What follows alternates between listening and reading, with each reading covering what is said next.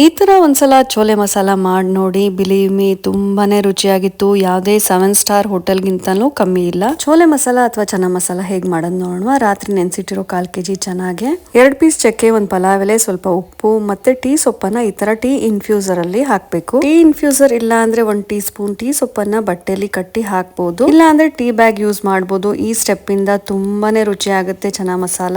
Chana soft ಆಗೋವರೆಗೂ ಬೇಯಿಸ್ಕೊಳ್ಳಿ. ಪಾತ್ರೆಗೆ ಎಣ್ಣೆ, 1 ದೊಡ್ಡ ಸ್ಪೂನ್ ಬಟರ್, ಜೀರಿಗೆ, ಸಣ್ಣಗೆ ಹೆಚ್ಚಿರೋ ಈರುಳ್ಳಿ ಹಾಕಿ ಕೆಂಪಗಾದ್ಮೇಲೆ 1 teaspoon ginger garlic paste ಹಾಕಿ ಹಸಿ ವಾಸನೆ ಹೋಗೋ ತನಕ ಫ್ರೈ ಮಾಡ್ಕೊಂಡು ಅರಿಶಿನ ಪುಡಿ, ಧನಿಯಾ ಪುಡಿ, 2 ಟೀ ಸ್ಪೂನ್ ಕಿಚನ್ ಕಿಂಗ್ ಅಥವಾ ಚೋಲೆ ಮಸಾಲ, ಖಾರದ ಪುಡಿ, ಸ್ವಲ್ಪ ಉಪ್ಪನ್ನ ಹಾಕಿ ಮಿಕ್ಸ್ ಮಾಡಿ ಗ್ರೈಂಡ್ ಮಾಡಿರೋ 3 ಟೊಮೆಟೊ ಪೇಸ್ಟ್ ಹಾಕಿ ಚೆನ್ನಾಗಿ ಮಿಕ್ಸ್ ಮಾಡಿ ಎಣ್ಣೆ ಬಿಡೋ ತನಕ ಕುದಿಸ್ಕೊಂಡು ಬೇಯಿಸಿರೋ ಚನಾ, ರುಬ್ಬಿರೋ ಸ್ವಲ್ಪ ಚನಾ ಹಾಕೊಂಡು ಮಿಕ್ಸ್ ಮಾಡ್ಕೊಂಡು ಲಾಸ್ಟ್ ಅಲ್ಲಿ ಸ್ವಲ್ಪ ಕಸೂರಿ ಮೇಥಿ, ಕೊತ್ತಂಬರಿ ಸೊಪ್ಪು, ನಿಂಬೆಹಣ್ಣಿನ ರಸ, 1 ಟೀ ಸ್ಪೂನ್ ತುಪ್ಪ ಹಾಕಿ ಕುದಿಸ್ಕೊಂಡ್ರೆ ಅದ್ಭುತ ರುಚಿಯ ಚನಾ ಮಸಾಲ ರೆಡಿ ಆಯ್ತು.